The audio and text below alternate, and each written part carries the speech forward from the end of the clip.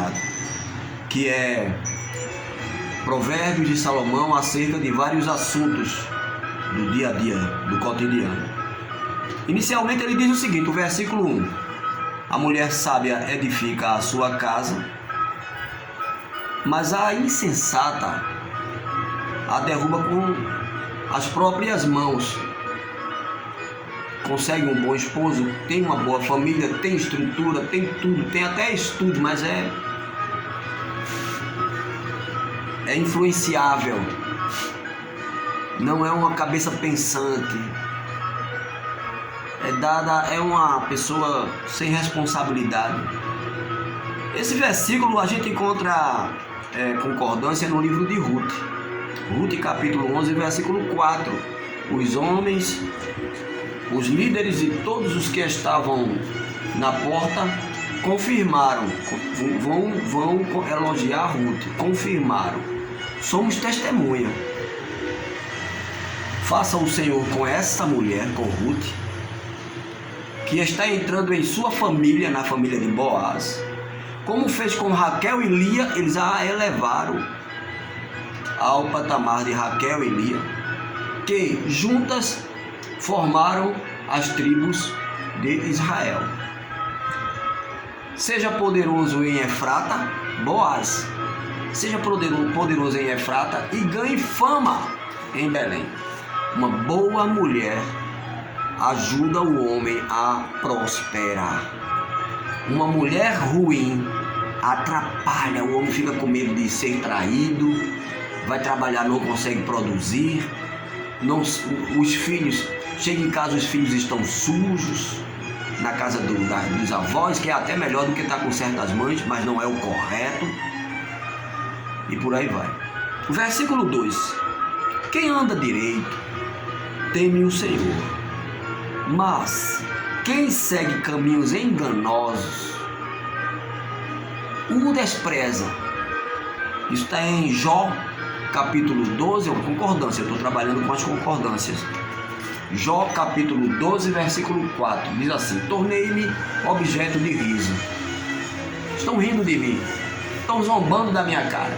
Logo eu, que clamava a Deus e ele me ouvia, me respondia, eu, íntegro, irrepreensível, um objeto de riso. Jó,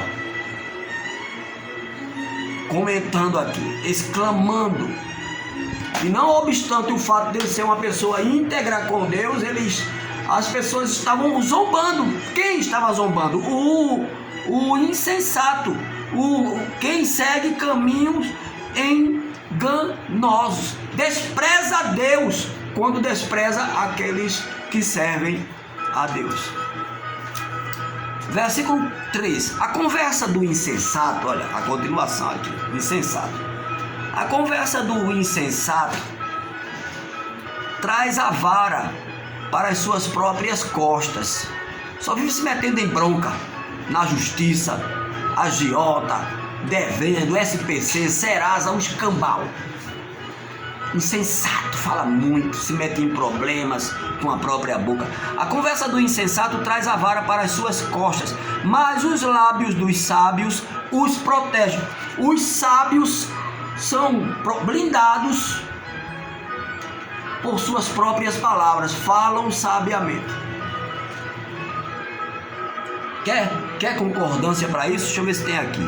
É o próprio Provérbio de Salomão, capítulo 12, versículo 6, que diz assim: as palavras dos ímpios são emboscadas mortais, só falam besteira. É como vai trair, como vai roubar, como vai tomar, como vai puxar o tapete do outro. É só maldade. Foi por isso que veio o dilúvio lá atrás, ou lá no começo, atrás. O fim é agora, não se iludam. Lá não é o fim é agora. Muita gente se engana com isso aí, com essa cronologia, com esse entendimento. Provérbios 12, 6. As palavras dos ímpios são emboscadas mortais, mas quando os justos falam, acontece livramento. Se o cara está prestes a cometer algo ruim, você vai lá falar com ele, conversa, dá uns conselhos, umas palavras sábias e ele muda de ideia. Já não vai mais fazer aquilo. Continuando aqui. Versículo o 4 endossa. Deixa eu ver se o versículo 4 endossa o 3. Onde não há bois, o celeiro fica vazio, fica limpo. Não há sujeira, não há cocô de vaca, urina de boi, nem nada, não tem. Mas também da força do boi vem a grande colheita. Se não tem risco, se não tem investimento, se não tem empenho, se não gasta gasolina, não pega cliente, não paga quem trabalha como eu no transporte.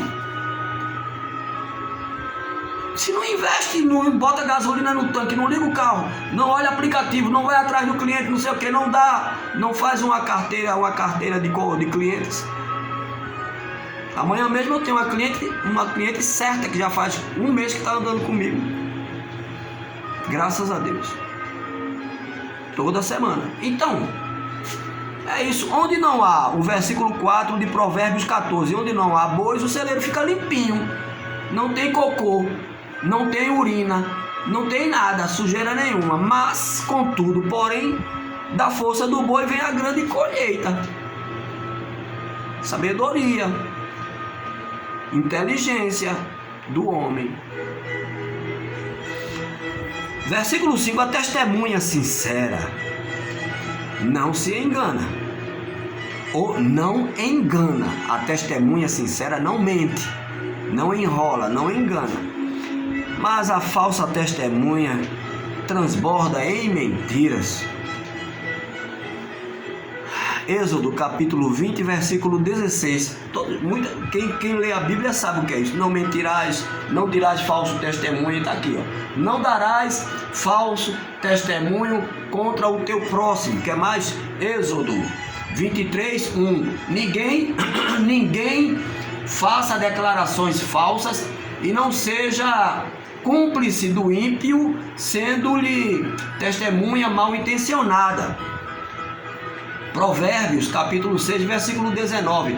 A testemunha falsa que espalha mentiras e aquele que provoca discórdia entre os irmãos. Isso está elencado, está incluído naquela passagem. Há seis coisas que o Eterno não gosta e a sétima ele odeia. Então ele vai enumerar ali as 6 coisas. Esse versículo fala das 2 últimas. A última é a testemunha falsa que profere, que espalha mentiras, e a sétima, aquele que espalha discórdia entre irmãos. É horrível. Uma família está ali unida e às vezes uma fofoca acaba com aquela família. Uma sociedade está indo muito bem e às vezes uma fofoca. Uma igreja, uma nação, discórdia, Deus odeia. Provérbios ainda sobre essa questão da mentira, da testemunha falsa, não mentirás. Provérbios capítulo 12, versículo 17.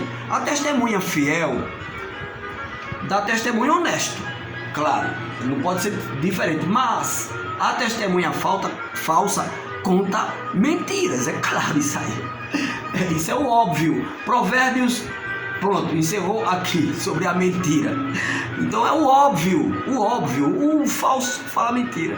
O verdadeiro só fala verdade. Continuando.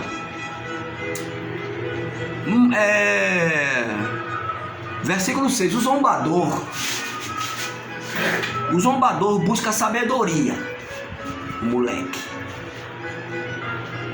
Aquele que acha que é alguma coisa e não é nada. Zombador. Vive de gracinha, de brincadeira, de não sei o que, de molecagem. O zombador busca sabedoria e nada encontra, porque é um falso, é um hipócrita.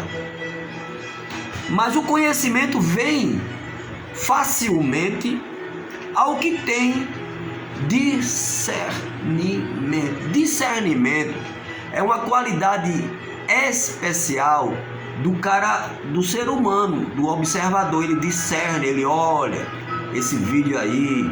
Esse irmão não está nem com terno, não tem gravata, Ou será que ele é PhD? Mas ele fala, tem coisas aqui que ele fala que vem facilmente.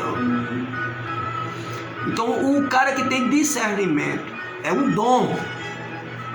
O dom de discernimento. Você olha assim para as pessoas: oh, eu te amo, eu te quero tão bem, você é meu melhor amigo. Aí você fica esperando 1 minuto, 2 minutos, meia hora, daqui a pouco, e fica olhando os movimentos, deixa ele se afastar, fica olhando para tu ver. De longe, todo mundo é bonito e belo. Deixa aproximar, para tu ver.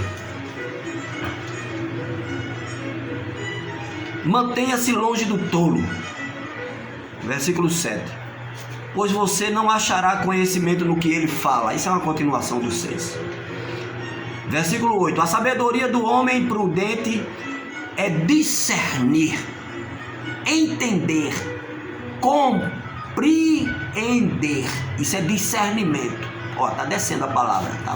Eu estava no 2 versículos anterior, eu ainda não tinha chegado. Compreender, entender.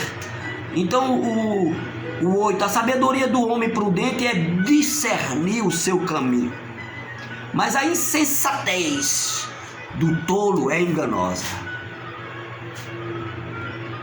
9, os insensatos zombam da ideia de reparar o pecado cometido. Ele faz a coisa errada, mas ele diz: que nada, que pecado, que nada. Não tem pecado, tudo é normal, podemos tudo, pode-se tudo, nada é pecado. Ele zomba da possibilidade do arrependimento e do perdão. Mas a boa vontade está entre os justos. Os justos vai de bom agrado e diz assim: perdão aí, meu amigo, desculpa aí, o que foi que houve, eu vou reparar, o que foi que eu fiz, quebrou alguma coisa. Então, o justo tem essa qualidade. E a gente encontra isso em Provérbios, capítulo 10, versículo 23, que diz o seguinte: o tolo encontra prazer na má conduta, ele fica... Percebe? Vocês já viram isso? Que tem cara que faz as coisas erradas, faz a coisa errada e fica rindo.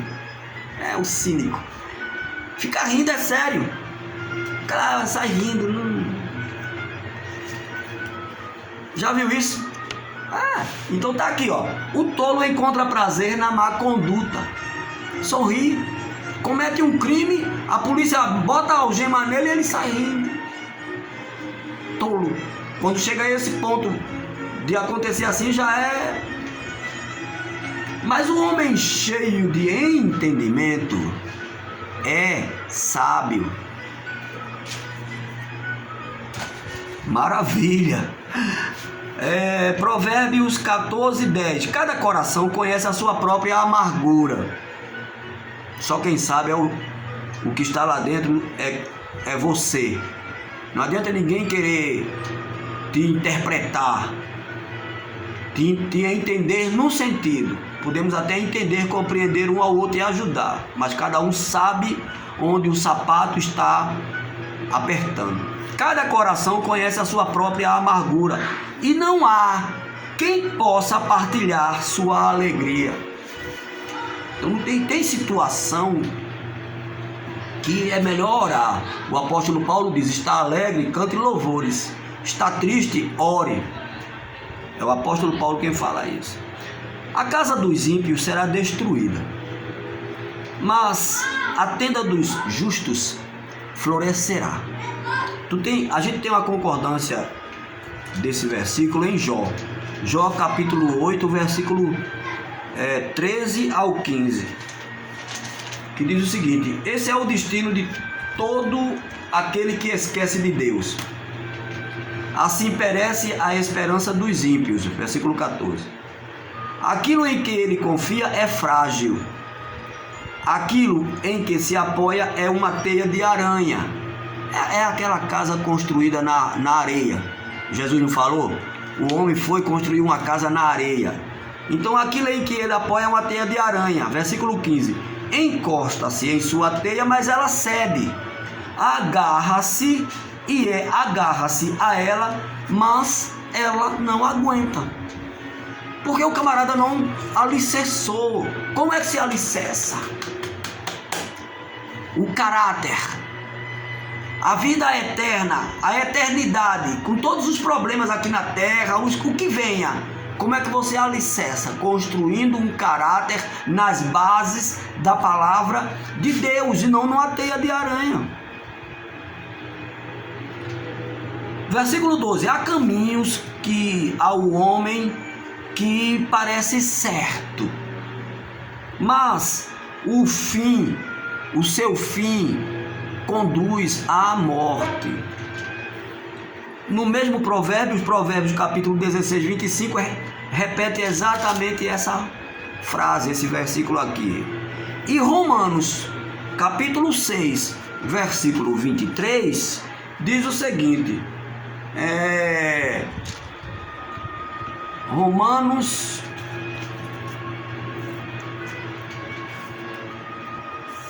aos Romanos 6,23, pois o salário, eu poderia ter dito de cor, se eu fosse um cara bom, eu não tenho armazenado, o meu HD é muito fraco, eu estudo antes, sempre e gosto, não me acho menor do que ninguém, mas isso aqui é muito fácil, todo mundo sabe, até um novo convertido. Pois o salário do pecado é a morte. Morte aqui é separação eterna, tá? Morte não é apenas morte, a ausência de respiração, a ausência de vida. É a separação eterna. O salário do pecado é a morte, afastamento de Deus. Mas o dom gratuito de Deus é a vida eterna em Cristo Jesus, nosso Senhor, ou é a vida em Cristo Jesus, nosso Senhor. Versículo 13, capítulo 14 de Provérbios. Mesmo no riso, o coração pode sofrer, e a alegria pode terminar em tristeza. Que paradoxo é isso aqui, hein? Mesmo no riso, o coração pode sofrer e a alegria pode terminar. Sabia que pessoas infartam na felicidade? Atribui-se muito essa questão no sofrimento, na dor, na traição, ou sei lá, o filho que partiu, o filho que pegou, alguém descobriu que o filho tem uma doença. Mas eu peguei uma passageira no meu táxi, e conversando com ela, e eu sempre converso com meus clientes, meus passageiros, até com o pretexto de evangelizar quando eu encontro a brecha. E ela disse assim, eu falando sobre, aí entrou o assunto de questão de infarto. Ela fez, meu marido morreu de alegria. Faz 2 anos que eu estou viúvo e meu marido morreu de infelicidade. Eu disse, como, minha senhora? Me explique isso aí, porque eu só escuto que foi o problema, o filho que xingou, não sei o quê. Ela fez, veja bem, meu marido, era aniversário dele, reunimos toda a família, as filhas, os filhos formados, médico, ele também médico, tudo alegre, tudo feliz, aleluia, que maravilha. Ela não disse aleluia, aleluia, estou pondo aqui na conversa, que maravilha, e de repente ele, puf, na mesa, regalada de comida e bebida e tal, caiu no chão. Ela disse a minha passageira, os filhos médicos formados foram lá, tentaram reanimar, e ele não voltou. Felicidade. Tem que ter controle, toma o remédio do coração, minha gente, é sério. Eu fiquei pasmo, eu fiquei boquiaberto, eu disse, é o quê? Puxa vida. Felicidade. Tá aqui, ó, Provérbios, versículo 13, capítulo 14. Mesmo no riso, o coração pode sofrer. Tem gente que diz, eu estou sorrindo, mas você não sabe o que eu estou passando por dentro. E a alegria pode terminar em tristeza. Quantas festas terminam em tragédia?